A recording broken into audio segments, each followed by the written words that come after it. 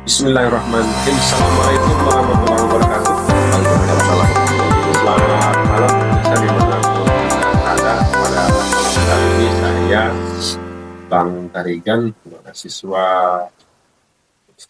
mahasiswa Fakultas Hukum Institut Rahmaniat Sekayu, sedang membuat podcast sebagai tugas perorangan mata kuliah kedokteran forensik di Institut Rahmaniat Sekayu. Pada malam hari ini saya ditemani oleh dua teman saya, Pak Marsudi, mahasiswa hukum, kemudian Pak Tolong Pane dari mahasiswa Fakultas Hukum juga. Kami akan membahas tentang otopsi. Jadi ini adalah tugas perorangan kan kepada mahasiswa di semester 3 ini. Baik, jadi langsung saja. Menurut Pak Marsudi, apa sih itu yang dimaksud dengan otopsi? Otopsi. Baiklah. Saya akan mencoba menjelaskan yang pengertian dari otopsi. Otopsi itu berasal dari bahasa Latin yang berarti pembedahan mayat. Kalau dalam bahasa Inggris itu disebut dengan istilah autopsi yang bermakna pemeriksaan terhadap jasad orang yang telah mati. Oh, yang telah mati ya. Nah, untuk bertujuan untuk mengetahui penyebab kematiannya.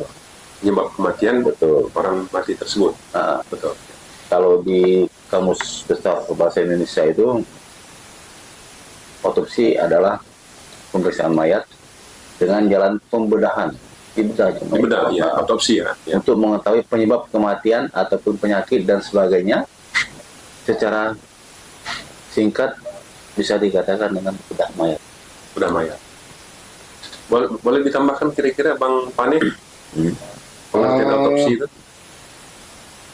Jadi kalau yang dimaksudkan menurut KBBI, pemeriksaan otopsi adalah pemeriksaan tubuh mayat dengan jalan pembedahan untuk mengetahui penyebab kematian, penyakit, dan sebagainya. Di mayat tersebut ya. Iya. Berarti yang kalau istilahnya diduga tidak wajar.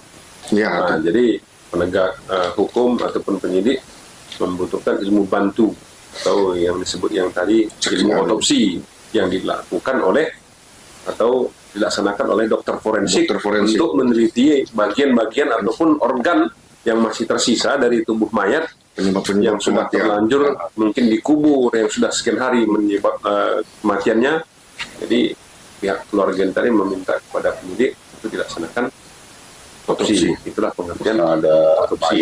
mayat yang telah dikubur kemudian ditemukan ada diduga penyebab kematiannya tidak wajar gitu kan. Baru Ya. bisa penyidik mengajukan untuk melakukan otopsi. Kalau menurut pengalaman di tahun 2004, Ya. Apa itu terjadi di Keluang, mayat tersebut sudah 10 tahun dikubur. 10 tahun. 10 tahun dikubur. Akan tetapi setelah 10 tahun keluarga ini masih menaruh kecurigaan Penyebab dari mana itu? kematian dari keluarga ini. Makanya Pada kepolisian. lapor ke kepolisian meminta bantuan dengan dokter forensik. Datang dokter forensik, digali kubur, Digali dilakukan. dicek. Walaupun dia sudah ada dalam bentuk tulang belulang, itu masih bisa dicek. Ya. Itu mungkin ada ditemukan Makanya ditemukan akibat baru kematiannya, awal. akibat benda tumpul pada tengkorak kepala. Oh, bekas ini. Bukan benda tumpul. Iya. Oh, jadi itu pengertian daripada otopsi itu, pembedahan yang sudah. Jadi memang penting Bang ya. Seperti itu. Oh, yang sangat penting. Sangat penting. Sangat Untuk penting. menentukan tadi. Betul. Kemudian tujuan dilaksanakan otopsi itu kira-kira bagaimana Pak Marsudi? Jadi tujuan dilakukan otopsi tadi Bang, untuk bedah mayat yang bertujuan untuk mengetahui penyebab dan cara matinya seseorang. Jadi dengan tindakan otopsi melalui dokter ahli forensik tadi, mayat tersebut bisa diketahui apa penyebab matinya. Untuk membuat terangnya satu perkara. Ya. Untuk Korban itu kan pembunuhan. otopsi ini untuk pemeriksaan dalam, Iya. Ya. baik dari jantung, dari hatinya, Ya. dari lambung. Maupun pada tengkorak. Ya, seluruh badan pada tubuh si penyebab dari korban. kematian mayat. Oh, jadi otopsi ini sangat dibutuhkan mulai dari tahap penyidikan, kemudian penuntutan maupun sampai dengan pemeriksaan di persidangan Persidangan. nantinya, Itu pertimbangan bagi hakim, Bang. dalam mengambil keputusan nantinya ya. Jadi sangat dibutuhkan untuk proses mulai dari penyidikan, penuntutan sampai dengan persidangan. Walaupun si tersangka ataupun terdakwa itu mengelak, Tidak mengakui perbuatan. Mengakui Dan itu memang hak dia kan. ya. Hak terdakwa Kemudian ataupun dasar tersangka. hukumnya dilaksanakan otopsi itu ada nggak kira-kira? Dasar hukumnya untuk dilaksanakan otopsi terhadap si jenazah ataupun mayat tadi kira-kira. Jadi berdasarkan pasal 184 ayat 1 KUHP, yang dimaksud dengan alat bukti itu diantaranya satu, keterangan saksi, keterangan ahli, surat, petunjuk, ataupun keterangan terdakwa. Oh, jadi maksudnya dasar hukum dari memang dari pasal 184 itu Iya, ada betul. di poin Paham, kedua betul. ya. Itu poin kedua itu keterangan ahli Nah, atau betul. dokter forensik tadi disebut sini adalah keterangan ahli ya maksudnya. Ya. Ya. Apa itu, Bang? Ahli, Bang? Keterangan ahli adalah keterangan yang didapat dari seorang ahli yang menyatakan di sidang pengadilan. Contoh, ahli dokter sebagai ahli Ya. forensik. Ya. Kalau memang dia masalah bahasa, dia ahli bahasa, Ya. itu yang dikatakan sebagai ahli. Ahli Yang bidang keilmuan. Keilmuannya. sebagai ahli seseorang dapat didengar keterangannya mengenai persoalan tertentu yang menurut pertimbangan hakim orang itu mengetahui bidang tersebut secara khusus, itu yang disebut dengan ahli. Kemudian pelaksanaan otopsi itu sendiri bagaimana kira-kira menurut Pak Masudi? Kalau pelaksanaan otopsi itu, Bang, telah diatur di pasal 133 KUHP Ya. yang berbunyi satu, dalam hal penyidik untuk kepentingan peradilan Oh, berarti untuk kepentingan peradilan seorang korban memang, ya. baik itu luka, keracunan atau mati yang diduga karena peristiwa yang merupakan tindak pidana. Tindak pidana. Ya. Terus yang kedua, permintaan keterangan ahli sebagaimana dimaksud dalam ayat 1 dilakukan secara tertulis dari penyidik, permintaan kepada ahli. Iya. Kemudian mayat yang dikirim kepada ahli kedokteran kehakiman atau dokter pada rumah sakit Ya. harus diperlakukan secara baik dengan penuh penghormatan terhadap mayat. Ya, gitu, Bang. Oh, berarti diberi label, ya, ada identitasnya segala macam, kemudian dilap dan di jempol kaki, gitu, Bang. ya, Mayat. kalau di identitasnya ya. Oh, itu memang prosedur ataupun SOP yang dilakukan dari pihak penyidik untuk pelaksanaan ataupun pada dokter forensik untuk dilakukan otopsi terhadap si jenazah. Kemudian kalau saya juga tidak salah, menurut 134 KUHP itu dalam hal sangat diperlukan, jadi penyidik wajib memberitahukan kepada keluarga korban. Betul, Bang. Nah, jadi keluarga korban ini istilahnya sangat penting diberitahu tentang tujuan otopsi, bahwa diduga si jenazah ini tadi kematiannya tidak wajar. Jadi penyidik dalam hal ini wajib memberitahu kepada keluarganya akan dilaksanakan otopsi dalam 2 hari.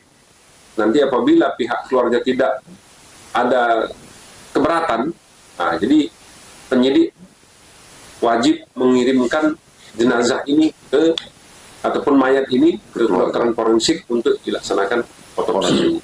Tapi apabila dalam begitu menjelaskan kepada pihak keluarga korban bahwa penyebab kematian ini secara tidak wajar, langsung pada situ keluarga korban mungkin menganggap tabu, menganggap aib penyebab ini, ataupun jenazah ini kan Indonesia kan masih mengadopsi budaya malu ataupun tabu gitu ya. Banyak orang Indonesia nih kalau sudah meninggal sudah dikubur.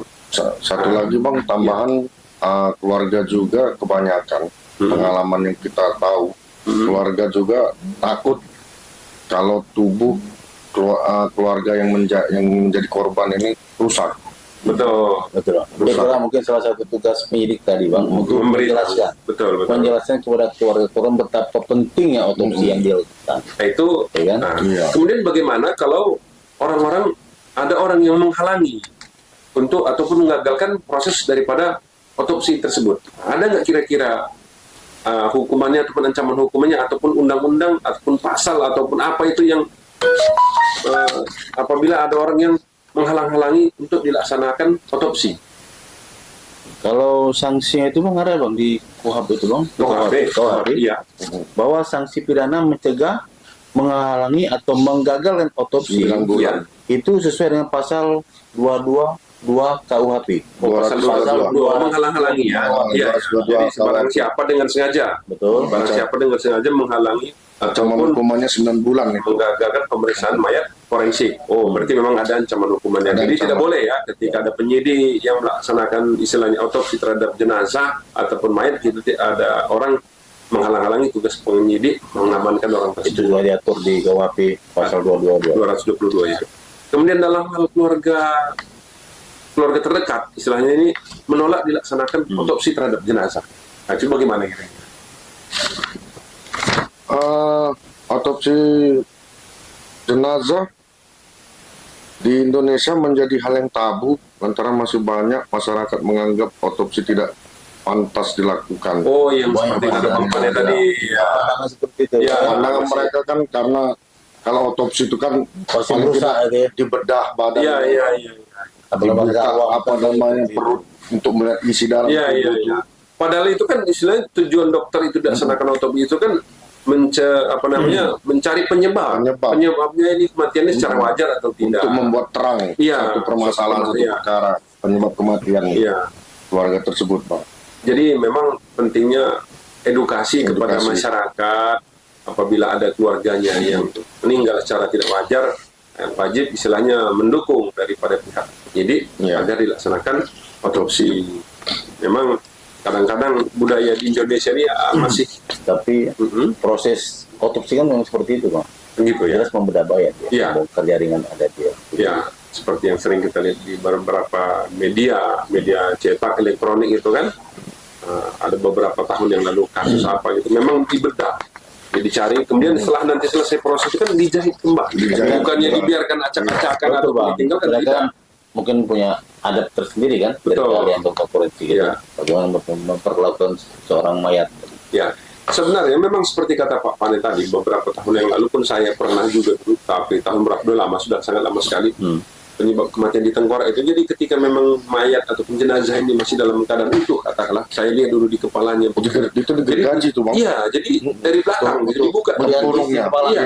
Jadi kemudian tempurungnya ini Tempurungnya. digergaji, nanti disusun lagi dari Disusun otak lagi. itu ada beku, Iya. ada pembekuan darah di otak itu kan putih. Jadi pembekuan itu ada di situ udah biru, agak semacam udah membusuk begitu kan, seperti telur busuk itu di dalam itu ada menghitam. Nah dari situ Terus terjadi Setelah retak di tempurung. iya, setelah itu nanti dia dikembalikan lagi, dijahit kembali. Dijahit Jadi lagi. bukan dia, kalau kata orang sini buyar, bukan, Enggak, dikembalikan lagi. Tapi memang ada bekas jahit. Iya. Nah, Itulah.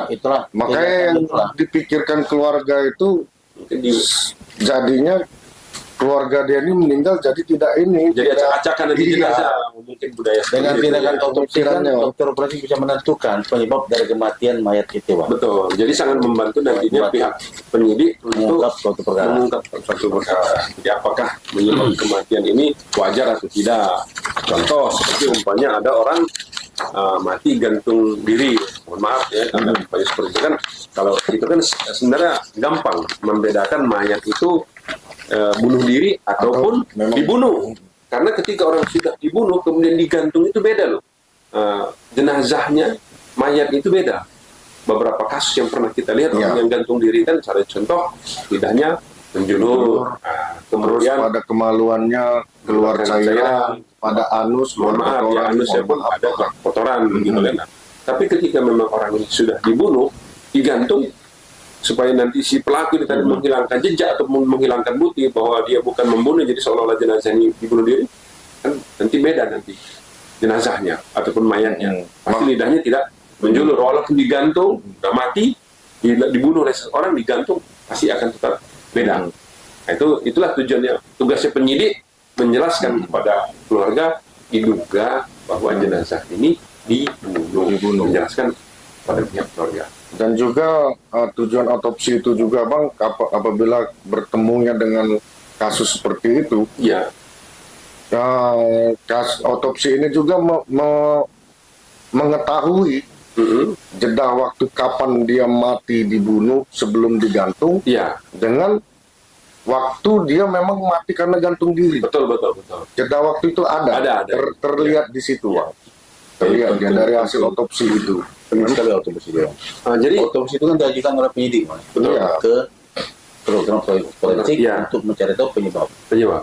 Terus untuk biaya gimana, Bang? Dibebankan sama keluarga korban atau mayat atau ke negara?